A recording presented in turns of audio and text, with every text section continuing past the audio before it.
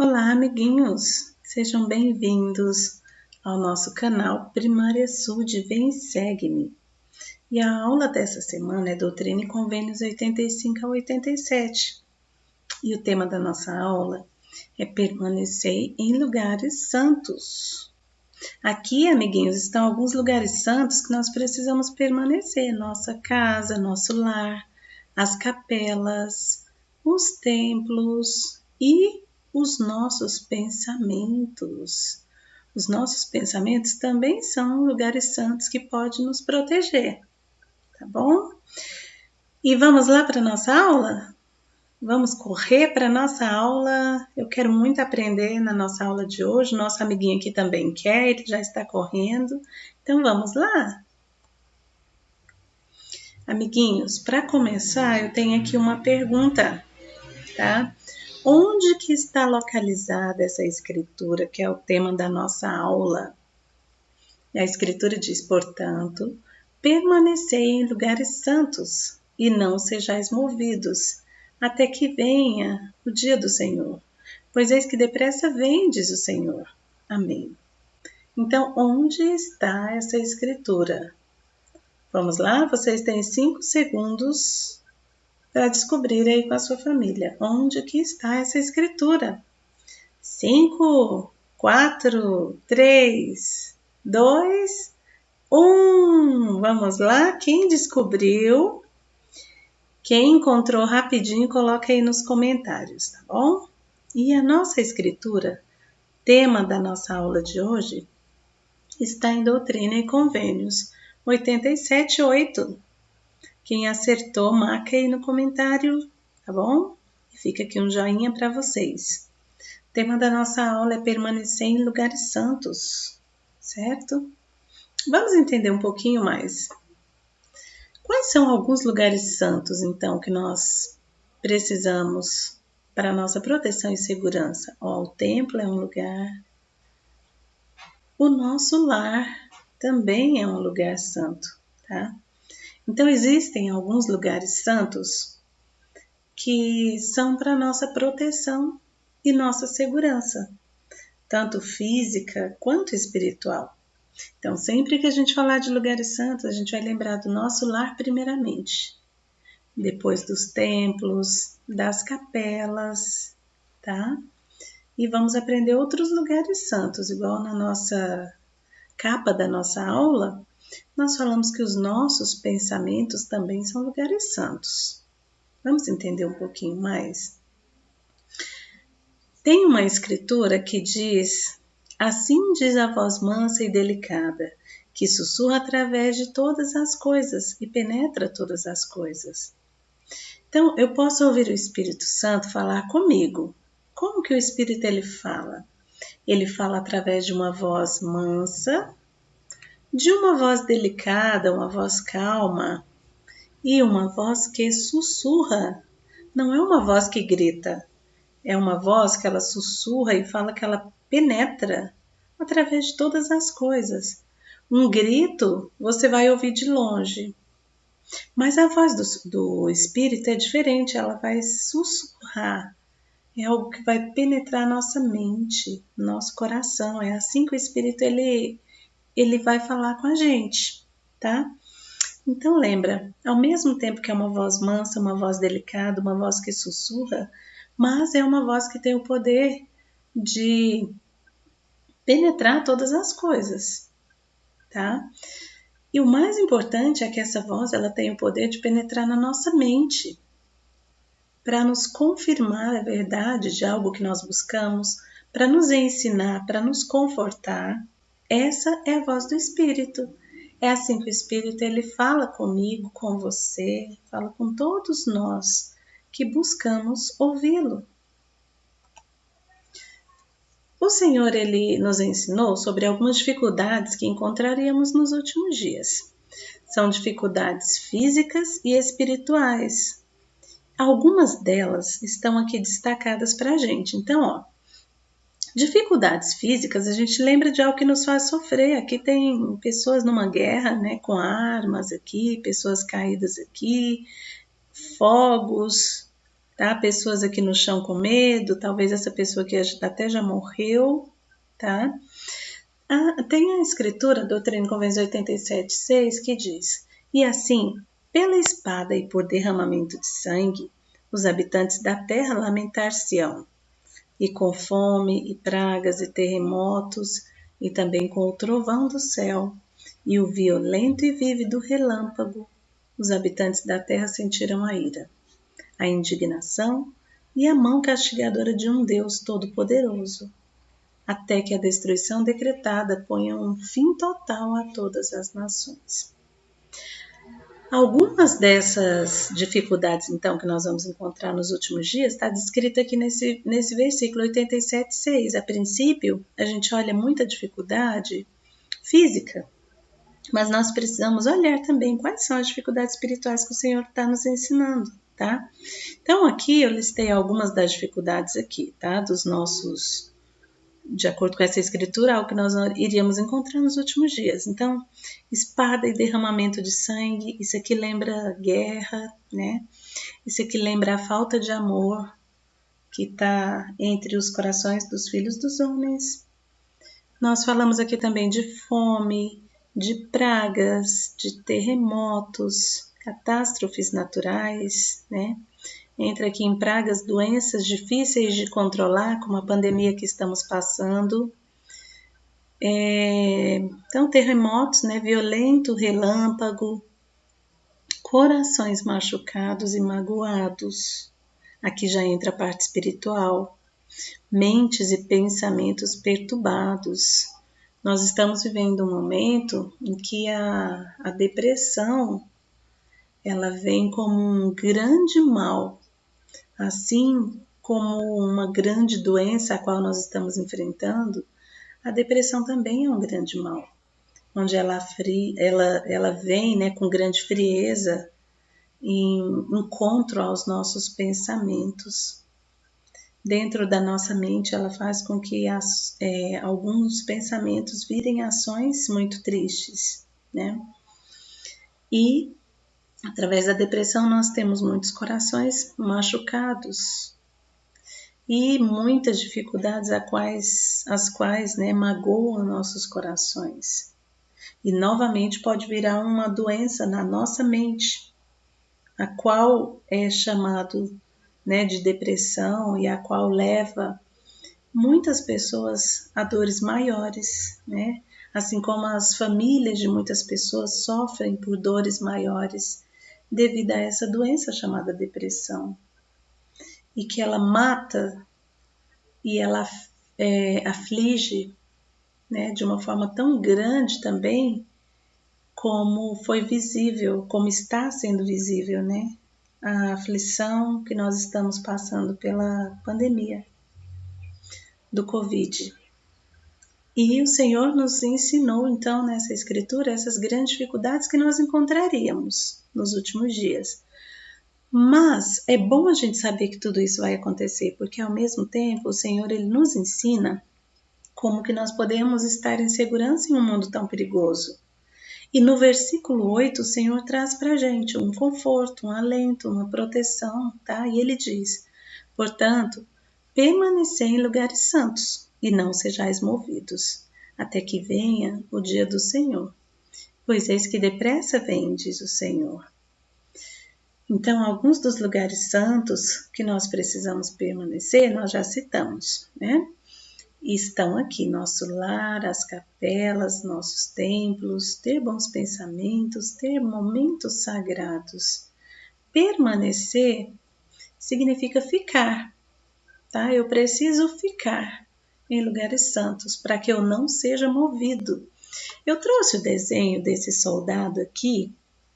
Quem já passou por um quartel, na porta de um quartel, né? Quem já viu a guarda presidencial, pode confirmar isso que eu vou falar agora, tá? Os soldados, eles ficam quase que sem nenhum movimento, né? Durante algumas apresentações que são feitas, durante o tempo que eles estão ali na guarda, eles praticamente não se movem, né? eles praticamente não perdem, em momento algum, a atenção naquilo que foi designado para eles. Interessante, eu tô com meu filho, o Moroni, no quartel. E o Júnior, ele também já serviu no quartel, um pouco antes dele servir missão. E agora na pandemia não dá para entrar no quartel, né? Mas quando o Júnior estava no quartel, foi possível eu entrar, né, com a minha família e acompanhar algumas apresentações deles. E em tão pouco tempo os soldados, eles aprendiam, né, as técnicas, a marcha e tudo que eles faziam ali, eles aprendiam em pouco tempo e eles repetiam com tanta frequência aquilo que aquilo ficava perfeito. E assim, uma quantidade enorme de jovens soldados faziam o mesmo movimento. E quando era para eles ficarem parados, eles ficavam exatamente parados, eles não se moviam. Nem se tivesse um mosquitinho ali perto do rosto deles, alguma coisa parecida com isso, eles não podiam mexer. Eles não podiam mexer, porque tinha ali um coronel, alguém muito importante, que estavam observando eles durante aquela apresentação. E nós precisamos ser assim, determinados a permanecer, ou seja, a ficar, a estar em lugares santos, para que não sejamos movidos até que o Senhor venha, tá? E esses lugares santos, eles são locais físicos, tais como o nosso lar, tais como as capelas, os templos. E muito importante é também os pensamentos, algo que está com a gente, tá? Nossos pensamentos precisam ser bons, tá? Os nossos momentos, eles precisam ser sagrados. E quando isso acontecer, nós não seremos movidos. E somente assim nós estaremos em segurança em um mundo tão perigoso a qual nós pertencemos. Nós vivemos nesse mundo, né? E o Senhor, Ele nos ensinou que nós precisamos estar nesse mundo sem ser desse mundo. Nós não somos desse mundo. Nós estamos aqui. E corrigindo, nós não precisamos pertencer a esse mundo, tá? Nós estamos aqui, mas nós não precisamos ser daqui. Nós não somos daqui. Nós precisamos permanecer em lugares santos, ter bons pensamentos, para que quando o Senhor voltar, Ele nos receba em sua presença. Faz parte dessa aula também um pouquinho sobre o joio e o trigo. E o joio e o trigo, importante a gente entender, eles são plantas bem parecidas mesmo, tá? Tem aqui uma definição. O joio é um tipo de uma erva daninha. O trigo e o joio são quase idênticos. Olha só, você observa, eles são quase idênticos. Olha aqui na mão dessa pessoa, eles são bem idênticos, né? Quando eles brotam, eles são idênticos. Mas vão ser diferenciados quando eles amadurecem. Se o ceifeiro tenta arrancar o joio antes de o trigo e o joio amadurecerem, ele ou ela muito provavelmente destruirá grande parte do trigo também. Então, se tentar retirar o trigo, a parábola conta, né? Vamos aqui entender um pouquinho da parábola. Nos versículos 2 a 6, né? Disse que, eis que em verdade vos digo que o campo era o mundo. Então, tá lá no Novo Testamento, né? A parábola do joio e do trigo, e aqui em Doutrina e Convênios 86, o profeta Joseph Smith, ele traz algumas informações sobre essa parábola. E ele informa que o campo era o mundo, e que os apóstolos eram os semeadores das sementes. E depois de terem adormecido para o Senhor, ou seja, eles não estavam mais nessa terra, todos eles haviam falecido, tá? Veio, tá? O inimigo, sim, Satanás. E ele veio reinar, tá? E ele veio para semear o joio, ou seja, a erva daninha, toda a maldade nos corações das pessoas. E esse joio sufoca o trigo e impede e impele, né, a igreja para o deserto. Mas eis que, nos últimos dias, o Senhor volta a trazer à luz a palavra. E os anjos estão clamando ao Senhor dia e noite, pois estão prontos para serem enviados a ceifar os campos. E o Senhor, ele falou que não era para separar o joio, enquanto ele não estivesse preparado, tá? Então aqui o Senhor, ele explica um pouquinho sobre aquele senhor da vinha que plantou uma vinha com as boas sementes do trigo. E à noite veio o inimigo, e o inimigo semeou as sementes do joio no meio da plantação do trigo. Então os dois começaram a crescer juntos. E veio algumas pessoas e perguntaram: Senhor, o Senhor quer que arranque o joio do meio do trigo? E como os dois pareciam muito, o Senhor falou: não arranca, deixa ele crescer. E quando no tempo certo é para retirar o joio e é para ser queimado o joio e o trigo vai ser armazenado. Então, nós podemos entender aqui que o campo é o mundo, né? E os apóstolos, os semeadores, o inimigo, então, é quem traz toda a discórdia, todo o joio no meio do trigo.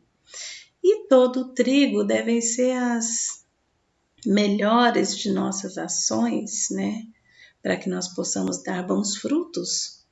E podemos entender um pouco mais, então, que essa semeadura do joio, ela pode ser representada pela apostasia, e o surgimento do trigo novo pode representar a restauração do Evangelho.